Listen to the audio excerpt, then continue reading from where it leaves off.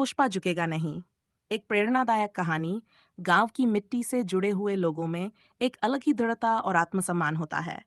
ऐसा ही एक व्यक्तित्व था पुष्पा का। पुष्पा एक साधारण गृहिणी थी, लेकिन उसकी सोच और हौसले असाधारण थे।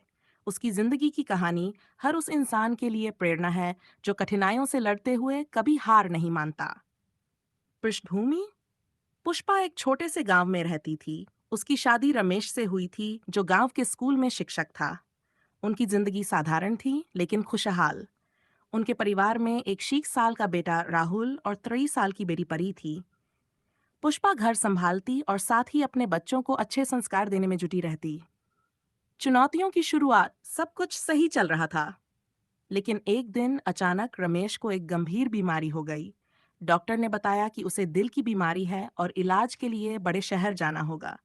इलाज में पैसे की जरूरत थी, लेकिन पुष्पा और रमेश के पास ज्यादा जमा पूंजी नहीं थी। गांव में लोगों ने सलाह दी कि अपनी जमीन बेचकर इलाज करवाओ, लेकिन जमीन उनके परिवार की आखिरी पूंजी थी। रमेश ने कहा, पुष्पा, हमें ये जमीन बेचनी होगी। हमारे पास और कोई रास्ता नहीं है। पुष्पा ने ठान लिया, मैं झुकूंगी नहीं। हमारे पास जमीन है, मेहनत है और हिम्मत है। मैं अपनी जमीन नहीं बेचूंगी। नया सफर। पुष्पा ने सोचा कि खेती और पशुपालन से पैसा कमाया जा सकता है। उसने अपनी जमीन पर सब्जियां उगाने का फैसला किया। उसने गांव के लोगों से मदद मांगी और खुद पढ़ाई करके जैविक खेती के बारे में सीखा। उसने दिन रात मेहनत शुरू की।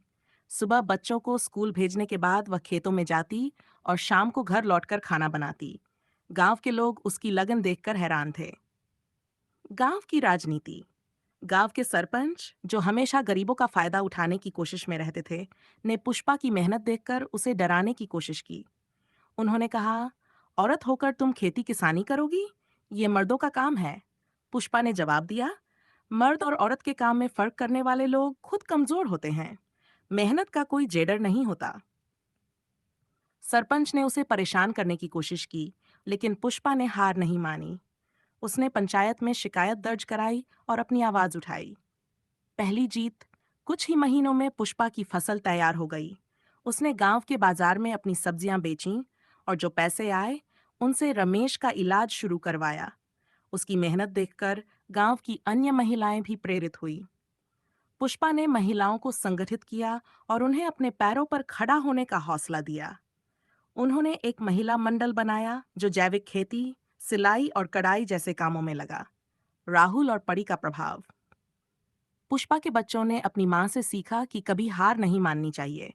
राहुल स्कूल में पढ़ाई में अव्वल आने लगा और परी ने नृत्य में नाम कमाना शुरू कर दिया। दोनों बच्चे अपनी मां की तरह आत्मनिर्भर बनने की राह पर चल पड़े। समाज में बदलाव। गांव के लोग, जो पहले पुष्पा को कमजोर समझते थे, अब उसकी इज्जत करने लगे। सरपंच, जिसने उसे डराने की कोशिश की थी, खुद पंचायत के चुनाव में हार गया। गांव में महिलाएं अब खुलकर अपनी बात रखने लगीं। पुष्पा की कहानी ये सिखाती है कि कठिनाइयों से लड़ने का हौसला ही इंसान को मजबूत बनाता है। समाज चाहे कितना भी रूढ़िवादी क्यों न हो, अगर हम अपने हौसलों के साथ खड़े रहें तो बदलाव जरूर आता है। पुष्पा झुकेगा नहीं सिर्फ एक वाक्य नहीं, बल्कि एक जज्बा है जो हमें सिखाता है कि संघर्षों से घबराने की बजाय उनका सामना करना चाहिए। अंतिम शब्द। आज पुष्पा और उसका परिवार खुशहाल है। रमेश का इलाज सफल हुआ। बच्चों का भविष्य उज्जवल है और गांव में महिलाओं की स्थिति मजबूत हो चुकी है। पुष्पा की मेहनत और दृढ़ता ने उसे सिर्फ अपने परिवार का, बल्कि पूरे समाज का हीरो बना दिया। कठिनाइयां आएंगी, लेकिन चुकना कभी मत। हर संघर्ष के बाद सफलता जरूर मिलती है।